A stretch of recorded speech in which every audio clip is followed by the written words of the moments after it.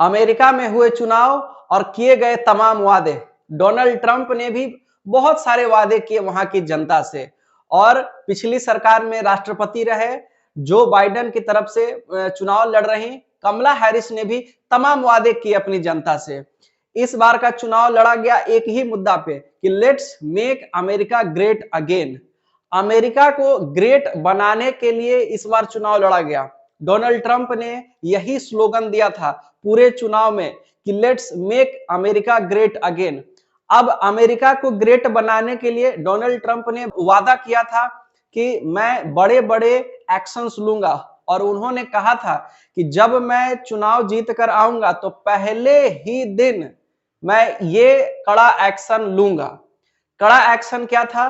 तो कड़ा एक्शन उन्होंने वादा किया था लेने का इलीगल इमिग्रेशन के ऊपर। जो गैर कानूनी तरीके से अमेरिका में एंट्री कर जाते हैं और अमेरिका के लोगों के रिसोर्सेस पर गैर कानूनी तरीके से उन्होंने अपना आप कह सकते हैं अतिक्रमण कर लिया है। तो डोनाल्ड ट्रंप ने वादा किया था कि मैं सबसे पहला कड़ा एक्शन इसी के ऊपर लूंगा और अब जो है डोनाल्ड ट्रंप इस मुद्दे पे वादा करके कहीं ना कहीं फंसते हुए नजर आ रहे हैं। फंसने का कारण क्या है कि जब डोनाल्ड ट्रंप पुरानी सरकार के ऊपर आरोप लगा रहे थे तो उन्होंने कहा कि इलीगल इमिग्रेशन को रोकने के लिए जो बाइडेन और कमला हैरिस ने कोई कड़ा एक्शन नहीं लिया, लेकिन मैं कड़ा एक्शन लूंगा, जिसमें यह भी कहा गया था कि बहुत सारी जो वीजा है उसको इशू नहीं किया जाएगा और अमेरिका की नागरिकता के भी कानून में कुछ ना कुछ संशोधन करने की बात उसमें कही गई थी। अब सवाल यह है कि अमेरिका में जितनी भी बड़ी-बड़ी कंपनियां हैं वहां पे जो लेबर्स आते हैं, लेबर कहने का ये मतलब नहीं है कि जो है केवल मिट्टी और ईंट ढोने वाले को ही लेबर कहा जाता है।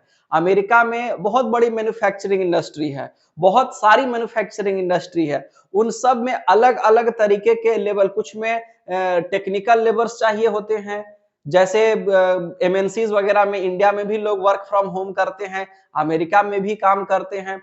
तो वो सारे लेबर्स जो हैं अमेरिका को चाहिए और उसके लिए अगर वो केवल अमेरिका के नागरिकों को अपने यहाँ जॉब पे रखता है तो कहीं ना कहीं वहां की कंपनियों को एक बड़ा अमाउंट सैलरी के रूप में देना पड़ेगा। इसके लिए, इससे बचने के लिए अमेरिका क्या करता है, विदेश से लोगों को बुला करके वीजा दे करके उनको अपने यहाँ बुलाता है और उनको नौकरियां देता है। भारत से भी कई लोग इस कंपनी में जो है नौकरी करने जाते हैं। अब भारत में लेबर का मतलब होता है कि केवल जो सिर पे ईंट और मिट्टी ढो रहा है वही लेबर है, ऐसा नहीं है। जो कि अमेरिका में बड़ी-बड़ी कंपनियों में काम कर रहे हैं वो भी एक तरीके से वहां के लिए कॉर्पोरेट लेबर ही है और उन लेबर को वो वीजा के थ्रू अपने यहाँ बुलाता है और लोग वहां के कंपनीज में काम करते हैं, जिसके बदले में अमेरिका इंडिया के कंपैरिजन में ज्यादा सैलरी होती है और अमेरिका के कंपैरिजन में कम सैलरी होती है। तो कहीं ना कहीं एक म्यूचुअल बेनिफिट हो जाता है। अमेरिका के कंपनियों को भी फायदा होता है कि कम सैलरी पे वर्कर्स मिल जाते हैं और दूसरे देशों के, ऐसा नहीं केवल इंडिया के लोग ही वहां जाते हैं, बाहरी देशों के लोग भी उसमें जाते हैं, तो उनका भी फायदा हो जाता है कि अपने देश के मुकाबले उन्हें एक अच्छी सैलरी मिल जाती है और वो वर्कर्स कहीं ना कहीं अपने देश की इकोनॉमी को बनाने में बहुत बड़ा योगदान देते हैं। अब मान के चलिए कि जो वर्कर इंडिया से गए हुए हैं वीजा लेकर के और अमेरिका में जॉब कर रहे हैं, वो ना तो भारत के किसी भी रिसोर्स का इस्तेमाल नहीं कर रहे हैं, ना सरकार के दी गई किसी सुविधाओं का इस्तेमाल करते हैं, लेकिन जब वो वहां वर्क करते हैं और जो उनकी सैलरी मिलती है उसे वो भेजते हैं कहाँ? उसे वो भेजते हैं भारत। तो सोचिए कि इस तरीके से भारत का एक डॉलर एक्सचेंज भी बढ़ता है। तो एक भारत की इकोनॉमी या और भी दूसरे देश की इकोनॉमी कहीं ना कहीं इस पे बहुत बड़ी मात्रा में डिपेंडेंट है।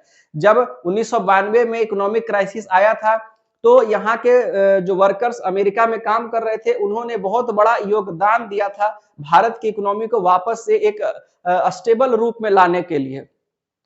तो अब डोनाल्ड ट्रंप ने तो वादा कर दिया कि हम जो है इलीगल इमिग्रेशन को रोकेंगे, वीजा नहीं देंगे, लेकिन अब समस्या आ गई कि अगर आप वीजा नहीं दीजिएगा तो इन बड़ी कंपनियों में काम कौन करेगा?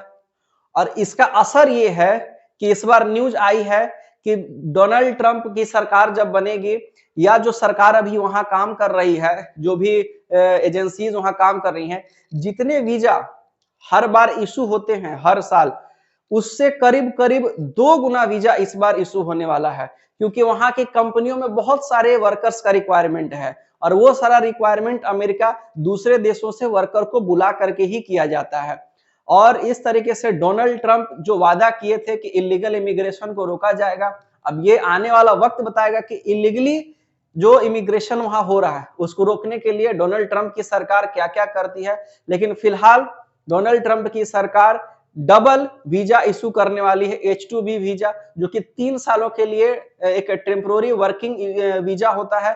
जो जिनको भी ये वीजा मिलता है वो 3 साल के लिए वहां जाके काम कर सकते हैं। आगे रिक्वायरमेंट के हिसाब से उनके वीजा का एक्सटेंशन भी होता है, 6 साल 9 साल इस तरीके से बढ़ता भी है।